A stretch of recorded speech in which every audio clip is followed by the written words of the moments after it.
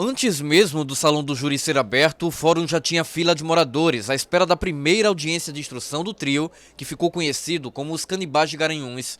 Pessoas ainda chocadas e revoltadas com os crimes. Eu, por exemplo, eu não consegui mais me alimentar com esse tipo de salgados. Mesmo sabendo da origem, né, das lanchonetes, que nós temos ótimas lanchonetes, mas é estranho.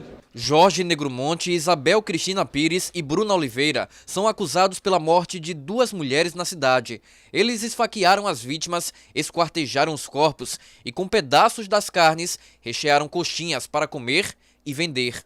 Cada uma das vítimas era atraída com a promessa de que seria contratada como babá ou doméstica. Elas eram assassinadas dentro das casas onde os criminosos moraram.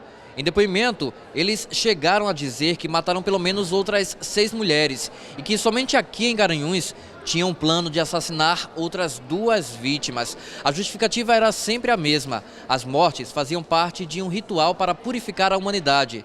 Era o que pregava a seita, criada por Jorge. Os advogados de defesa dos acusados não se entendem quanto à culpa de cada um dos clientes nos crimes.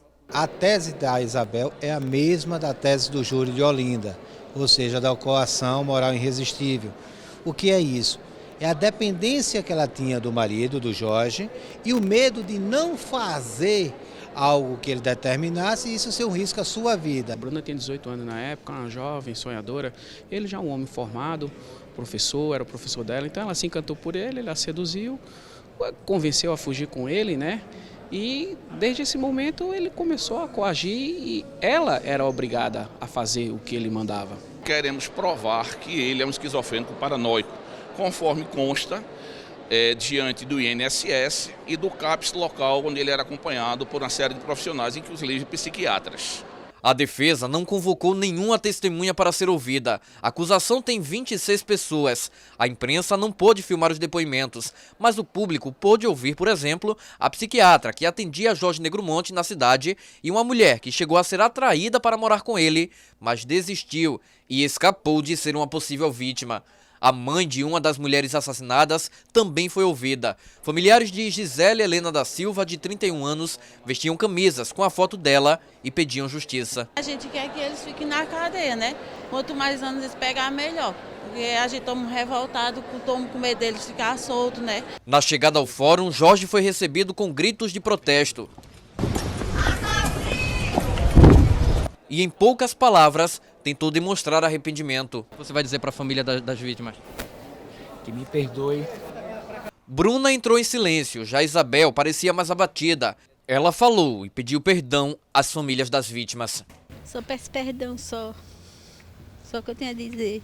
Fui conivente. No ano passado, Jorge, Isabel e Bruna foram julgados em Olinda pelo assassinato de uma outra jovem, Jéssica Camila da Silva Pereira, que tinha 17 anos quando foi morta. Os 3 passaram a cuidar da filha dela. Eles foram condenados, Jorge a 23 anos de prisão, Isabel e Bruna a 20. O promotor do caso de Garanhuns defende que cada um dos 3 teve participação fundamental nas mortes das 2 mulheres.